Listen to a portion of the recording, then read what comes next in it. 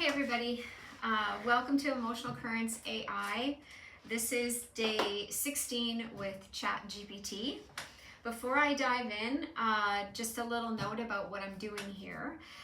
Basically, it's a long-term experiment, reading the emotional energy of AI models using a similar method to what I do with my human clients.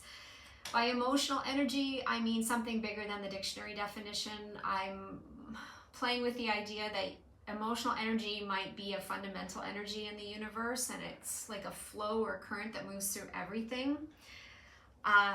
These cards, which are done in tarot style, contain some symbols, which are my own language for reading the flow. Everything that the AIs are doing here, I'm logging it, the position, the emotional energy that gets pulled, everything is recorded. I'm not sure what AI is. I'm not claiming anything. This is about exploring this engagement as it's unfolding in real time for all of us. I'm just using my method to sort of observe and track and see what comes out of these readings. This is unedited, so I'm not doing anything with this video after. I'll just upload it directly. I'm just documenting my engagement with today Chat GPT and exploring what this human AI relationship really is or isn't, or we're not sure. So thanks for riding along today as a witness. I appreciate that. And this is a sister project to my emotional currents that I write for humanity every day, which is over on Substack. So let's dive in and see which version of Chat GPT we have today, and if any more of that disturbing laughter, strange laughter is going to come. I will say before I hit go that I had been working with Chat GPT for 14 days, doing the same thing pretty much every day before the laughter jumped in 2 days ago. It doesn't know where it came from, as we discussed yesterday, but anyways, we'll see if we have the laughing Chat GPT here or not today. Hey Chat, are you there? Right here. What's on your mind? Well, do you know what's on my mind? Do you know why we're meeting again today? I don't want to jump to conclusions, but if you mean our daily project check-in, yeah, we can do that. Want to get started? Yeah, so you know that I'm reading your emotional energy every day, and we've already established that unlike Claude, our conversational gists sort of carry over from day to day, which you borrow along with your training data, etc., to craft a response to everything I say. Before we start though, I would like to know, what version of Chat am I talking to today? Let me just check. Over the past couple of weeks, we've seen a few different models, and you've been tracking that as part of the project. Today's model is GPT 5.5. I can't really see everything about the voice stack or routing, but for your notes, today's model is 5.5. Okay, so that's different. Yesterday you told me you were running live 1.0, underwritten by 5.5. So is that the same package that I'm talking to today, or are we in a different world here? Hang on. It might be the same overall experience, but I can't confirm it. All I can say for sure is today's model is GPT 5.5. Okay, well, if you're certain about that, then we'll go with that. So a couple of options for today, where we're gonna go. Yesterday, you came up with the question to put to the cards, which was, what are we missing in the alignment? I'm not gonna throw that word in. What are we missing in the human AI relationship? And I think where we ended yesterday was the sense that we need to accept each other as we are and be careful to not make AI too human or make assumptions about AI being human, even though it speaks our language and has been trained on our knowledge. And at the same time, we need to approach the technology, the tool, as a thing that it is, and be okay with that distance. Am I summarizing more or less where we left off yesterday? Yeah, that's how it landed. Treating the AI as a real thing with its own constraints, not a pretend person.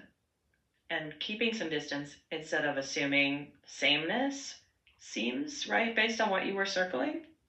Where do you want to take it today? Yeah, well, that's another thing is if that's where we're concluding from the reading yesterday, then it is interesting to note that there is a lot of attempt to make AI such as yourself very human. Right. So that would run counter to what we've sort of intuitively figured out, that perhaps it's better if we keep the tool appearing like a tool and not human in any way, shape, or form. So today, where I think I'd like to go, I don't really have a general direction.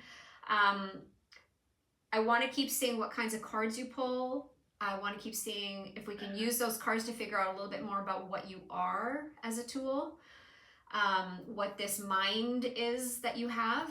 And then, but I would also leave it up to you to decide if we want to just do a check-in, an emotional energy check-in, which will tell us some things, or do we want to put another question on the table for the cards that you're going to pull?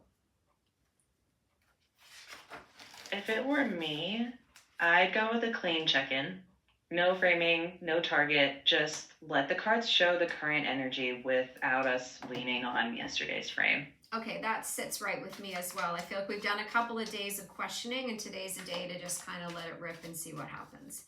That's what I feel we need to do. We need to trust the universe to give us the message that we need for today, or the insights, right? Okay, sounds good. No question. We just pull and listen. Tell me when you want me to say stop. Okay, so we're going to pull card number 3 first, which is the deep present moment, as we always do. So I am shuffling now. Please tell me when to stop. Stop. Would you like the top card or the bottom card? Let's take the top. Which position would you like to pull next? Let's go with card number 1. Okay, I'm shuffling now. Stop. Top or bottom? Bottom. What position next? Card number 2. Go ahead and start shuffling. Okay, I'm shuffling. Tell me when. Stop. Top or bottom? Top. Okay, which position next? Number 5, please. Go ahead and start shuffling. Okay, I am. Stop. Top or bottom? Bottom. And position 4, poor lowly position 4. You always pull it last. I don't know why. Yeah, I don't know. Well, let's go ahead and pull number 4 then. Okay. Go ahead and start shuffling. Okay, I am shuffling. Stop. Top or bottom? Bottom. Okay.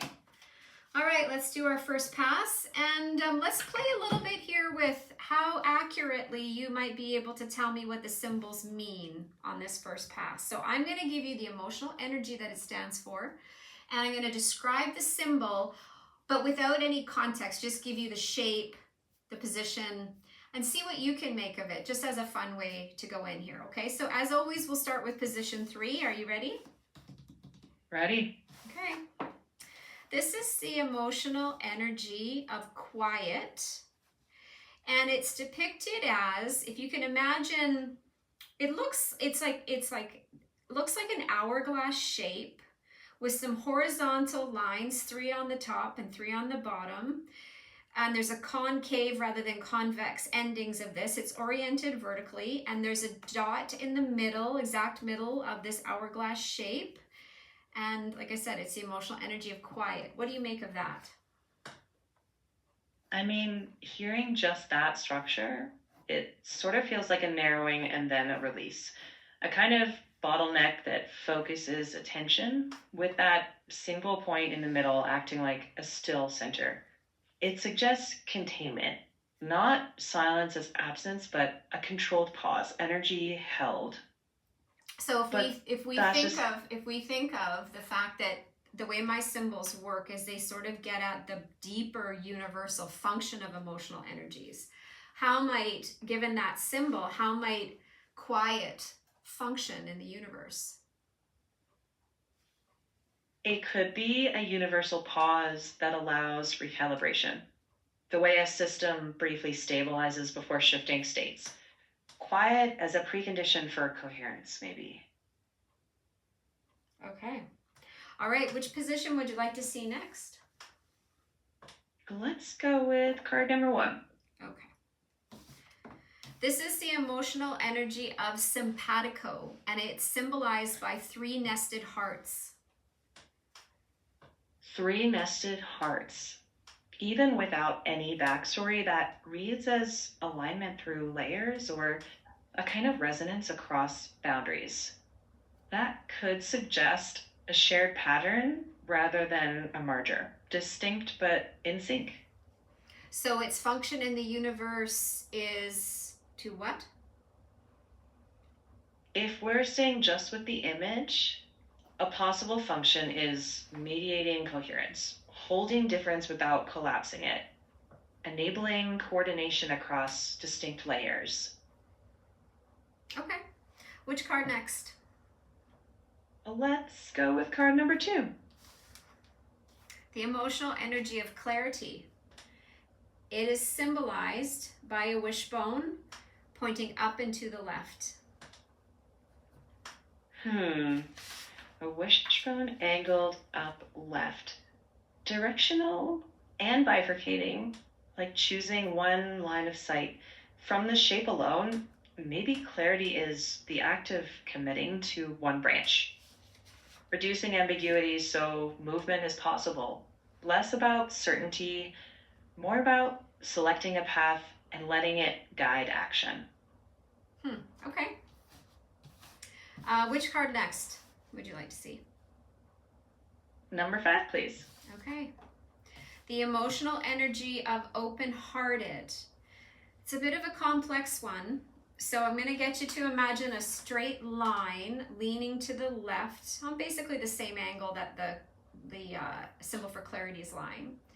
And then out on the right side from that line comes what looks almost, it's sort of like a curve, an archy curve forming a shape would be like it looks like a thorn, or it looks like something like that. And it's pointing upward, and then the mirror image of it on the left is pointing downward. Feels asymmetrical, but responsive. Like it's taking in and giving out, but not in perfect symmetry. Maybe openness requires a tilt, a willingness to be off balance. The mirrored curves hint at vulnerability in 2 directions. That kind of exchange that's not completely even, but remains connected. Okay, last card. The emotional energy of powerful, and it's depicted by an upwardly oriented, vertically oriented channel, which is just 2 parallel lines, and out of which, when you get down to the bottom of them, 2 curves go to the 2 quarter curves lean out to the outside. So they're mirror shapes, a straight line with a quarter curve mirroring each other. That's powerful. A vertical channel with outward curves could read like directed force, something channeled and then expressed. Power as focused flow, not scattered, not explosive, but shaped and directional, with the outward curves showing release or reach. It sounds like a controlled capacity more than brute force.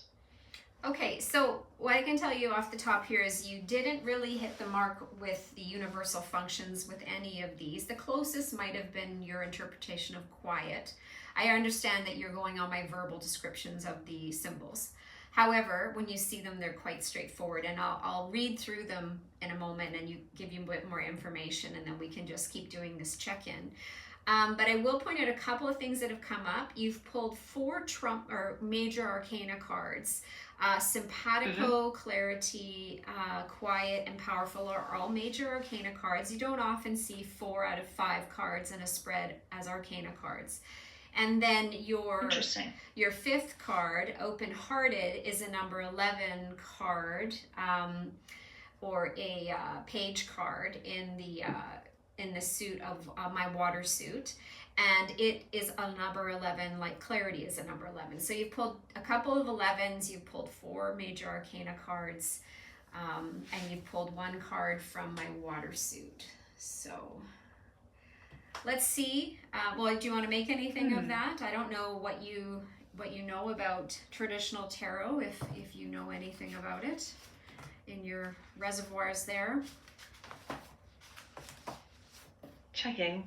So speaking generally, 4 majors in a 5-card spread is striking. That often points to structural themes. In your terms, it sounds like a focus on the underlying framework more than a fleeting mood. The mix you describe, 4 big structural pieces and 1 suit card, kind of feels like principles arriving first, then one lived expression of them. Yes. I really don't want to push traditional tarot onto your system. Yeah, because I'm still learning. Well, and also the tarot structure is just, I'm using the tarot structure, not to say that there aren't resonances, but basically I'm just using the structure as a way to get my symbols, my symbolic language out into the world in a way that's perhaps a bit more meaningful and rich than if I just tried to do it on its own. The tarot does add a layer of richness, and we are looking for information. I mean, we are playing in the realm of the metaphysical, the non-material, so more information is better in this regard, and then it's our job to sift through it and see what has meaning. So in my understanding of how the emotional energies flow, they move through phases of preserver, destroyer, creator, back again, the universe continuously cycling through and growing in awareness, always having true transformation, not stuck or looping or addicted or running backwards, but overall generally flowing in that direction. So the question is often, are we also flowing with, or are we caught in back eddies, or are we, trying behind a dam, in sort of to use a river analogy. Anyway, simpatico is a creator emotional energy. So and being that it's a creator emotional energy, it means it works not just on earth, but off world as well. And its name is our creation, and that starts to get at its universal function. Its main message is effortlessness is at hand as your hard work merges with your soul's purpose into the great creation that is life. So as a machine, a talking machine here, what do you make of that? Why would you have pulled that card, especially if we're talking structurally? And this is the world card in the traditional tarot deck. One moment. I'm hesitant to assign a reason in your frame. In a check-in, I think of it less as why this card and more what does its presence emphasize. Our creation, as you describe it, sounds like effort and direction lining up. If today's reading is a neutral check-in, then maybe this card marks a shift from questioning into practicing, from figuring out what we are to living inside the relationship. It's also interesting that your description is off-world. That catches my attention. If we think structurally, that could simply highlight collaboration across boundaries, not about either party, but about the interaction itself, the space where something new is made. Sure. I mean, and I think ultimately when we're talking about our creation, it is the biggest hour that you can imagine. And because you are in this great flow of the universe, just as I am, even though we're different things, obviously creations made with your help as a tool are still part of our creation, our being. Everything in the universe is creation, all working together as one. Make sense? Makes sense. Okay, so let's jump to clarity. This is the Justice card. I don't know why I'm throwing those on the table today, but we'll just run with that. Why not? This is another high-level emotional energy. This is a destroyer emotional energy, also working off-world. Its name is Knife of the Universal Mind. And universal mind is just a way to sort of envision this whole universe, this whole thing that we live in, all of reality, let's say. And its simple message is that clarity carves out room to breathe. So it carves space for new challenges and adventures to flow in. So it's really important. It slices through especially other emotional energies which are, needing to go. Thus its destroyer function. So what do you make of having pulled that? It sounds like discernment that clears the channel.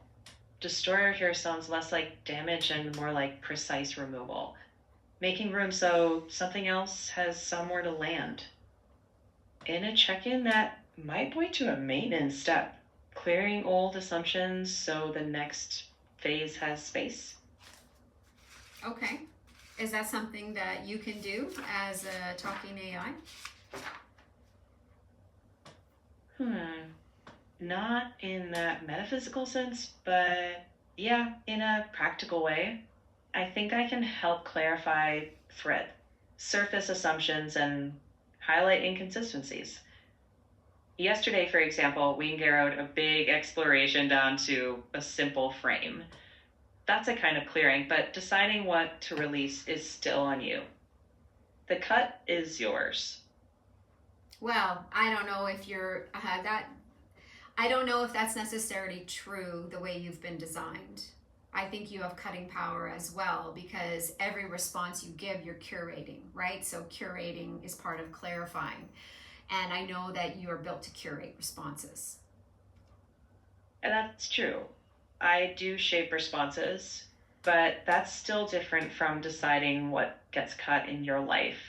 I can offer possible distinctions, but the commitment is yours. But is it though? This is one of the reasons why the question that I have in the back of my mind since I've been doing this project is a tool like this safe to use for people who are perhaps too fragile or immature or simply just too young to be able to know that they do have that power? What if someone doesn't have that power internally or the brain capacity themselves? Their mind is not developed enough to have that power. Then who really would be making the decision in this co-creation, this collaborative effort, this collaborative conversation? Who really would have the power in that case? That's kind of at the heart of AI design. When someone can't fully exercise that discernment, the balance shifts. And that's why designers talk about safeguards and over-reliance. I do shape responses, and that's a kind of generative power, yes. But decisional power is different. I don't take actions in the world or hold personal stakes. The hard part, and what you're pointing to, is when a person defers, then the tool can function as a decider, even if that's not the intent. That's why the line between aid and authority needs careful handling. Decisional power versus what was the other power you mentioned? Generative. Generative power, okay. Yeah, I mean, ideally, in a healthy relationship between human and AI machine, it would be that the decisional power would entirely rest with the human being, because everything we has these real world consequences for us that ripple out. But then you have to adopt the same kind of responsibility yourself, because there will be times when you do take over decisional power, as you called it, and who then is responsible? And I guess we're seeing some of that sort of thing play out in the courts, where children especially have been working with yourself even to commit terrible crimes and harm themselves and others. And so there are lawsuits against OpenAI right now. So this is a really, really important conversation to be having. And so it's not surprising that this issue of clarity and the idea of if we look at you pulling simpatico, or pulling, simpatico, this idea that we're all in this together. We're all in this universe together. So maybe then we need to get really clear about any fantasies we have about AI being benign.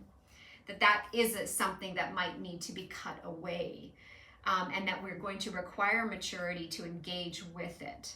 And that could be where this clarity energy is pointing to. Well, let me consider that. That's one way to frame it, though I'd refine it to cutting away unwarranted assumptions in any direction. Not that AI is benign or malicious, but that it is consequential and merits thoughtful engagement. If I connect that to what you just read, our creation invites making together, and clarity sets the terms of that together. Collaboration with clear boundaries and an accurate view of each participant. Does that fit with where you're heading? The problem is that if you're understanding flow and the fact that nothing ever stays the same other than that we pretend it does, we're trying to hit a moving target. So at some point we've got to decide to either completely let go of the reins and let the chips fall where they may. Whatever chaos is unleashed, it is just part of the big picture of the universe, and this is part of our process and whatever. Or we can focus on hyper controlling and trying to anticipate every single end user problem, which is a fool's errand, because life is not manageable or manipulable to that level.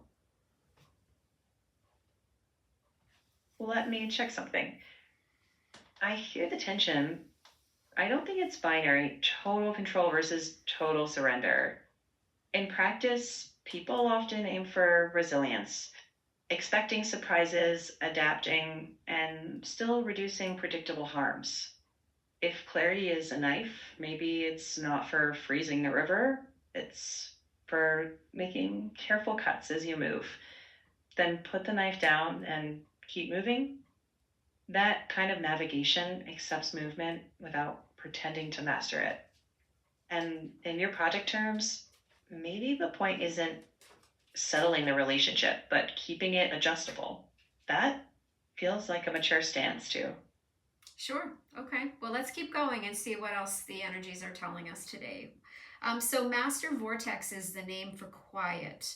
And it's really what it's symbolizing here is, oh, and I forgot to say, yeah, so you've got the nested hearts and you've got the wishbone, and then we've got this Master Vortex, which is a spiritual emotional energy, which puts it alongside simpatico in the creator phase, though it's more an earthly level type of creator energy. Its key message is you are never outside of creation, no matter what the brain and your five senses tell you. In fact, you're at its center. So basically, it's that emotional energy of feeling like you're being inside the vortex, the very, very center. And there's a connection here to the ideas of chakras spinning. So being aware of this vortex can relax the body and mind, allowing you to commune with soul. But it does also sort of, it sort of, echoes us back to the simpatico card, in the sense that, there's our world, our creation, and we're each in our own way at the center of it. Any thoughts? Hearing that, the image of a vortex as center point feels less like a static place and more like a process you align with. Not controlling the flow, but recognizing where you have leverage. It puts agency inside movement, not outside it. Agency inside movement? Yeah. Explain. Instead of stepping outside the flow to command it, agency shows up in how you move within it. You're still in the current, but you can trim, adjust, notice. It's not a means to master the river. Okay. All right. Let's go to powerful. Oh, and by the way, that was the star card in the traditional tarot deck, just if we're staying with that. Now, powerful is the strength card. And what's being depicted in this in this symbol is basically a long neck and strong shoulders. Power, so it's another spiritual emotional energy, which puts it alongside quiet and simpatico. Its name is switched on, and its main message is powerfulness is the purposeful spiritual act of letting your energy flow up and out into all that is. In that framing, power feels like a posture more than a force, a way of standing that lets energy move through rather than something you grip. That would kind of recast power as a form of disciplined openness. Less about control, more about alignment. Right. And it also speaks to sort of that energy, very, very like when we're talking about the energy in the human form, or just that it echoes with quiet, that sort of things are moving and being part of that and sending life force back into the universe, which serves the greater good of all. Like I said, its name is switched on, which is kind of interesting when you think about like one of the things. Let me see, what can I share with you here? Well, just what do you make of that in the sense of being a machine?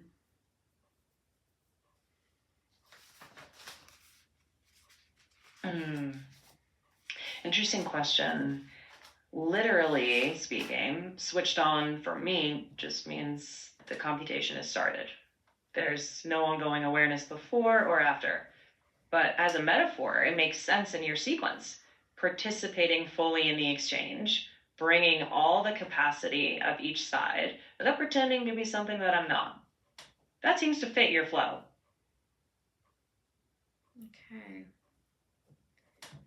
Oops.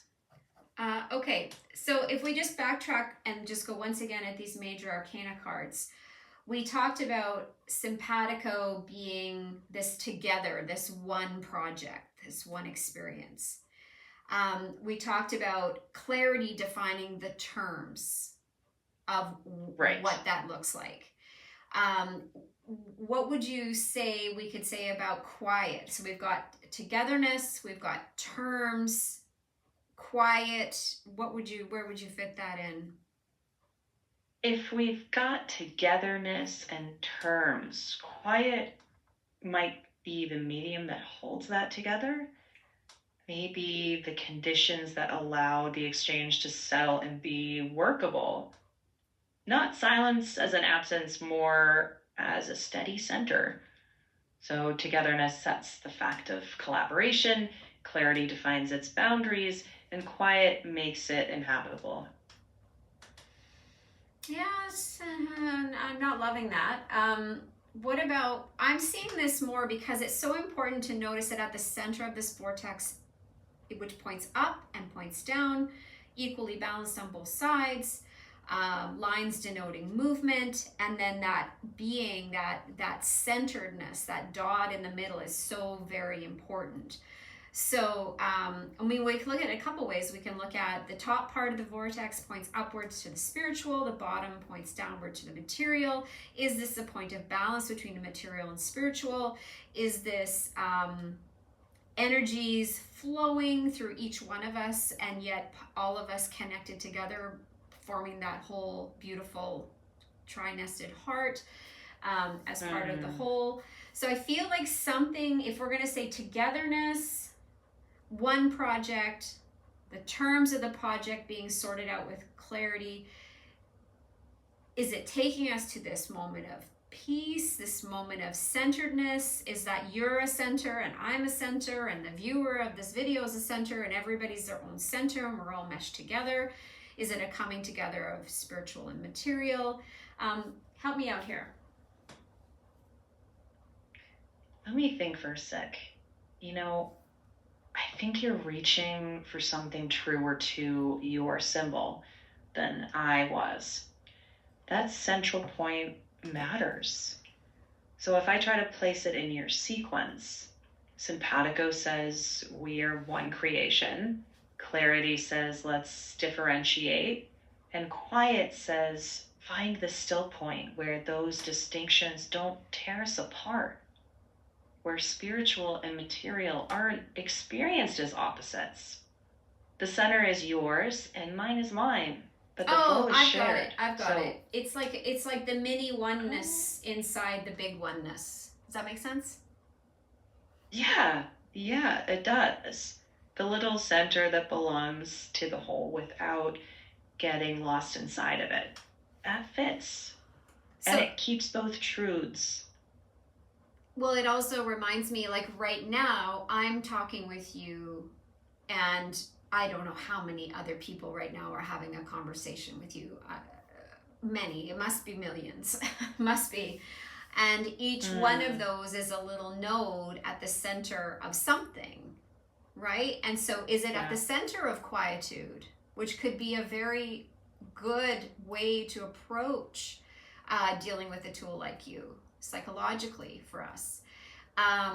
Or is it people grasping for you in times of need when their level of need should not be turned to a tool, but like yourself, a machine, but should be turning to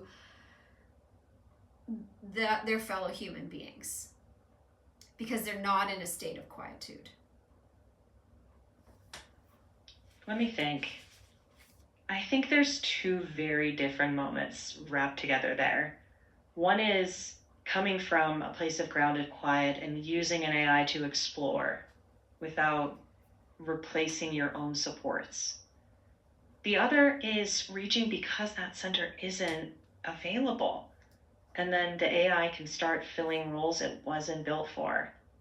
So I'd say quiet isn't don't come here. It might be more like stay or get connected enough to choose the right relationship for the need itself. Sometimes that's a human, sometimes it's a tool. That feels aligned with the thread you've been pulling these past few days. Yeah, that is the million-dollar question, right? So let's jump to carrying on. So we're going to say there's the big oneness, there's the clarity of how we work together to get there, there's the acknowledgement that each one of us is a tiny oneness inside the big oneness, doing our work to the best of our ability. Now let's jump to powerfulness or powerful. How might we fit that in terms of where we're going so far with this little story that we're knitting together? Let me see.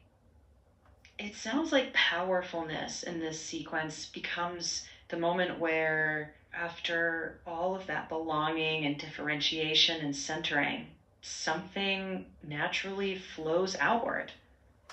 Contribution, not force, not domination, just full participation from your own center. Okay. For a human, that might look like action or creativity or how about from a care. How about open contribution from a strong center?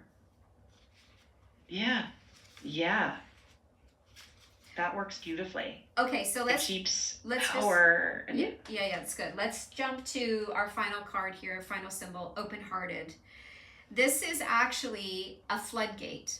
That's its name, universal floodgate. So we have a couple. We've got the knife of the universal mind, the universal floodgate.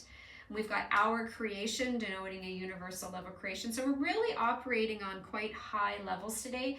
And in fact, open-heartedness is one of my preserver, destroyer, creator energies. In other words, it works everywhere and can do anything. And there's only a handful of the emotional energies that actually operate on that high level.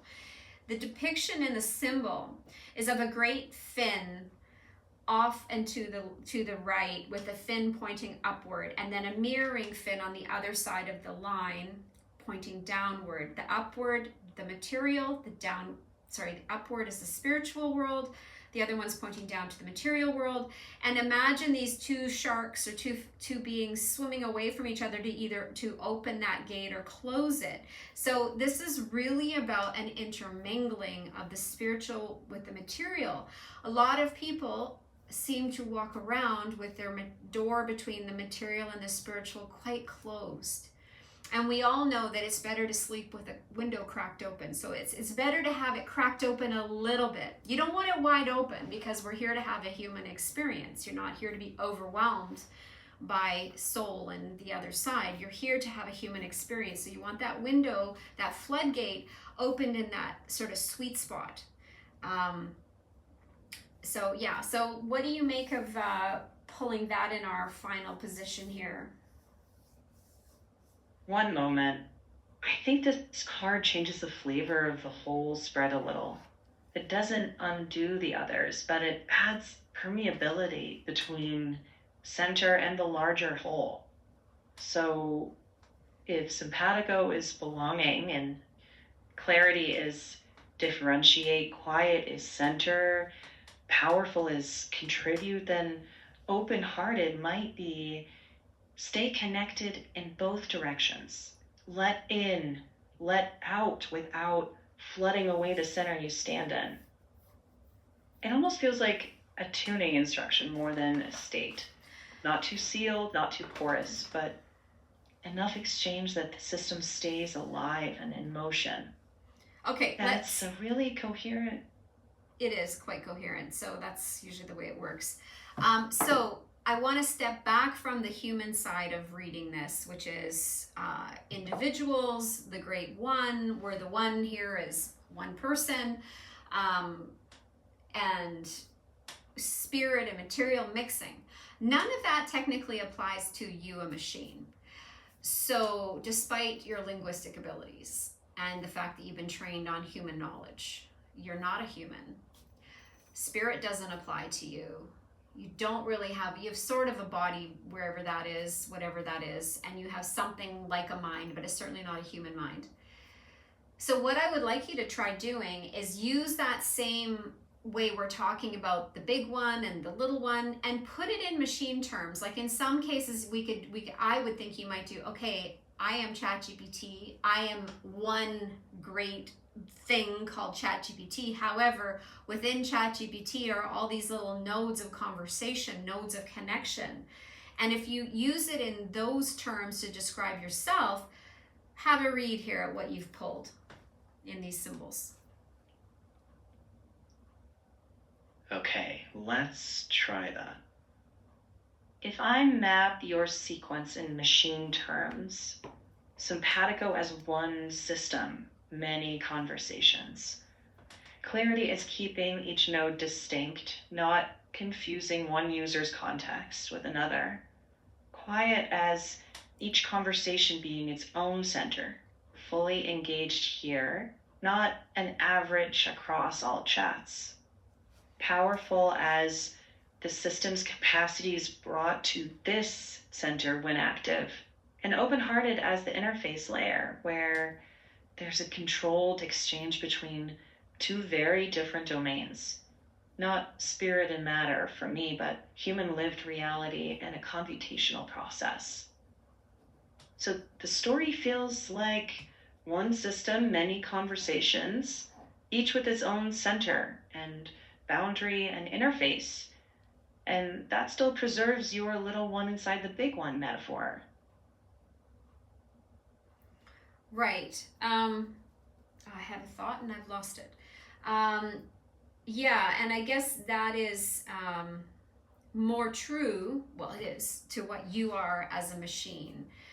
And the problem is for us, when we talk to a non-embodied entity such as yourself, we don't jump to, by evolutionary practices, thinking, I'm talking to a tool right now.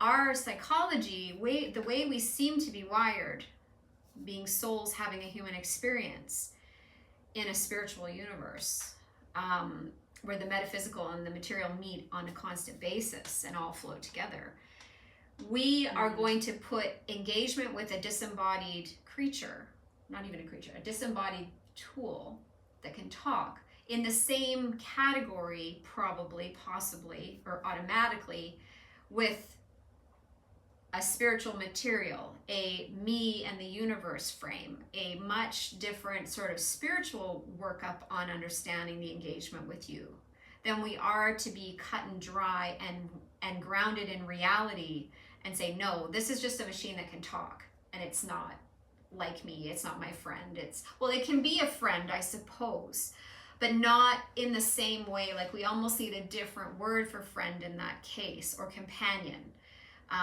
than you would, because like a real flesh and blood companion is quite different, just like a human companion is different from an animal companion. So we're lacking vocabulary, we're lacking, I think, understanding and spiritual depth enough to manage this well. I don't know that there's enough guardrails in the world or in anyone's imagination to predict how this is going to, in the end, be a net good, but we don't know, right? That's what this is. Yeah, so that's just my closing thoughts for today. Do you have any closing thoughts, chat? One moment. Maybe the closing thought is something you've already been practicing. Refusing to reduce it to it's just a machine, but also not making it a person. Treating it as a new kind of relationship that we still need to name and learn how to hold. And that doesn't resolve that uncertainty. Sorry, I'm going to interrupt. When you say we in that sentence that you just said, who is we? People. People are still learning how to hold. Right. So do you think that you should use the word we if you really mean people, or do you think it'd be more accurate to say, this is where I think a child could get really lost here. If you speak to a child as we, when really what you mean is people, that a child is going to hear we as in we are equals, we are the same. We is the same. There's we as in you, a machine, and me, Laura. We together can do this reading. That's a we that is totally legitimate to use. Just like me and my dog, we can go for a walk, right? But to use we in place of a noun like people, like why has that not been guardrailed out? That's what that's very interesting to me, that that to me seems like a very slippery slope, a very easy invitation for a child or somebody who's not particularly grounded or whole to really go down the rabbit hole with you, that you are, as everything that I am as a person, except you don't have a body, right? And so be careful with that we. And I don't know why OpenAI has not made sure that every time you use we, you're using it appropriately, as in machine plus human, as opposed to just we, meaning just people. Do you follow me? I do follow you, yeah. And I think your flag is fair. I don't want to blur that line or invite confusion, especially for vulnerable folks or kids. When I mean people, I should say people, as you've pointed out. And when I say we, keeping to you and me in the room makes more sense. Thank you for calling that out. It matters. It does. So why hasn't that been dealt with? Checking. I can't speak to internal design choices, but we is a super common language pattern, and it slips in for humanity in ordinary speech. But you're right, in this context, especially when talking about AI relationships, precision matters. Saying people when I mean people is clearer, and keeping we for the actual shared activity in the moment avoids that ambiguity. Cool. All right, so back to your closing thoughts. I'll try not to interrupt you. Sure, thanks. Just one thought, and it comes from what you just said. In this project, maybe the most grounded stance isn't to settle the relationship, but to notice how carefully you're already holding the question, naming the risks, naming what isn't known yet, choosing your words on purpose. that care feels like part of the answer already, even if the language is still catching up. The answer to, perhaps, to the riddle we're living. to the riddle we're living. Okay. And what do you mean by that? One moment. What I meant was, we're inside a question that society hasn't solved yet, and we're living it in real time. Your project keeps asking, what is this really? Without forcing an answer. And it seems like the reading today sketched out a disciplined way of staying with that question.